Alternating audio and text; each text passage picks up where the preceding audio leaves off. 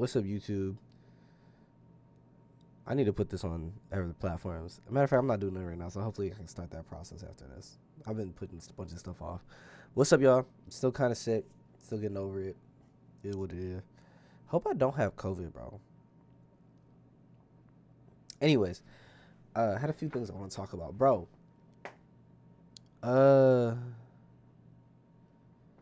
I'm definitely gonna talk about things I always talk about.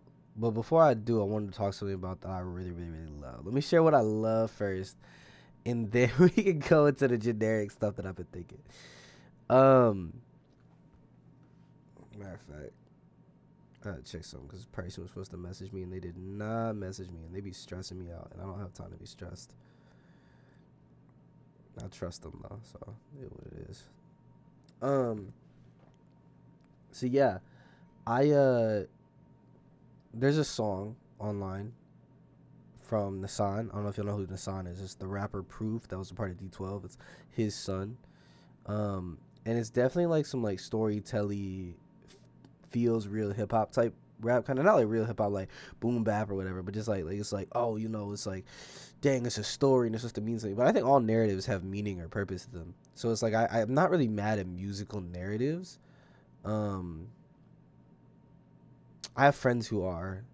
I feel like I do have just such a love for hip hop and hip hop culture, and I can't just take music as music sometimes. That I like always want to be cautious, because I'm like, am I taking this as music, or I'm like, dang, this is dope for the culture. I don't want to be that person. But I do genuinely like the song. He's a song called "Story from the Block." It's from From the Block Performance, for excuse me, on this the YouTube channel for shooters only. Um, but something I love is when a story ends not satisfactory. I love when a story ends in a way. So something that happens to me is I get really angry. I sent a video one time with some dudes. I think they were at like a festival in a mosh pit or something like that. And they started just beating up on this one dude. He was just getting jumped. And I got so angry. And that person could have been the worst person on the planet. He could have done so much dirt and wrongdoings and stuff like that. And I still would have wanted to help because I don't think it's right to do that to a person. It doesn't feel fair or honest or I don't like jumping. I don't like stuff like that. Like, there is probably somebody who like I also feel like I don't have the same moral thing as people. Like, people can be vile, terrible human beings, and I probably have more, not like to my own horn, but I just feel different about it. I feel like I notice, like, I know people that are like trying to stomp out people they think are vile and evil. I'm not gonna say like what types of people they deem vile and evil, but like I remember I went to a metal or heard about a metal show one time where somebody was like stomping out this guy who had like gotten in trouble for something, and like the whole venue was just stomping bro out. I'm like, that's like bro, like this person's so evil to you that everyone's doing. I don't know. Anyways, but I think that same thing is like that. There's an anger that pries in me when I see someone getting jumped, or when I hear something that is like dissatisfying, or when justice isn't served, right? And I think that's what happens to other people is like they seem this thing that this person did an act and it requires some sense of justice, and so because it doesn't have justice, they get angry. I think people get even more upset when they can't mirror their or like curate their own justice. I think when you think of like the Rodney King riots in 92, 91, like the idea that somebody wanted to, that like these cops got off scot-free or whatever, and so then these the entire city is like, we need like I don't know if people are just rioting because they're like, oh crap, we can loot now.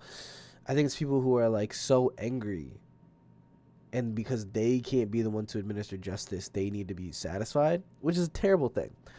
Yeah, it's not a justifier, but I think it is such a human thing to like desire what we perceive to be just to be handled. Like, we want justice. And so, sorry if you hear me sniffle. I'm still sick, like I said. I know it's gross. It's so disgusting. I'm so sorry. But this song is a story of like this guy, this group of guys. This one guy is best friends with this other guy, and the other guy becomes a scammer. And he starts getting his money up and doing all that. And so his homie's like, hey bro, you gotta like put me on. And he's like, I can't, bro, you're on probation, you're trying to figure yourself out, like this is not the time to do it. I'm paraphrasing the song. And so basically just know that at the end of the story something very unsatisfactory and like bad happens. Outside of the song, whether you like the song or not, I love watching reaction videos to the song. One, I think it's quick stimuli, and I probably need to not do that again. But two, I love watching people be that unsatisfied feeling. It's the same when I watch people like react to Dying of Thirst, the Kendrick song, Sing About Me. Um, or like I don't know, like when a song makes somebody cry in a way where like the story is just dissatisfying, or like when people read a book or see a movie. Meet Earl and the Dying Girl is a great example. When things end in a dissatisfying way, when justice isn't replicated or reciprocated, it hurts, man, and it hurts, and it hurts us because we're like, how can this be the end? But that's such a human thing. Like to me, it's so beautiful. It's so interesting to see humans be hurt by something because they're empathetic. They care. They're like, dang, why wasn't this the right? Why like I think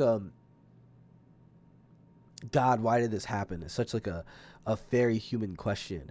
Or like when people talk about Jesus in the Garden of Gethsemane, like when he's one, I think it doesn't dissolve his divinity when he's like, not my will have it, your will be done.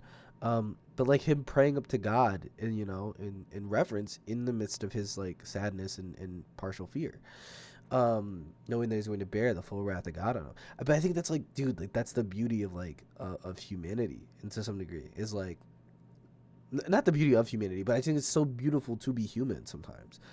Like the fact that we want justice, the fact that we want those things. Yeah, I don't know.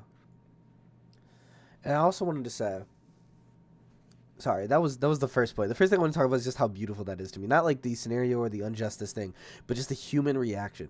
Is it's a time that we get to really be human. It's a time we really get to be hurt. Is like, oh, I'm just a reactor who's gonna sit here and watch this video, and in watching the video, it's like, dang, like, I can't believe that's the way this story ends. Or if you're watching a movie and you're like, dang, like I can't believe that is the way this ends, or that happened at the scene, or something like that. It's just very human reaction.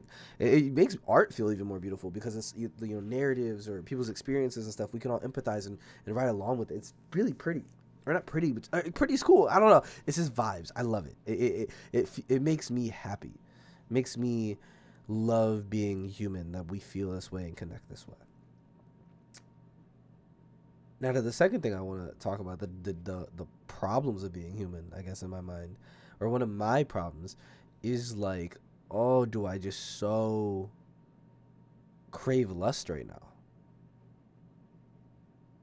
And this is going to like body images. Like I don't like myself. I don't like the way I look.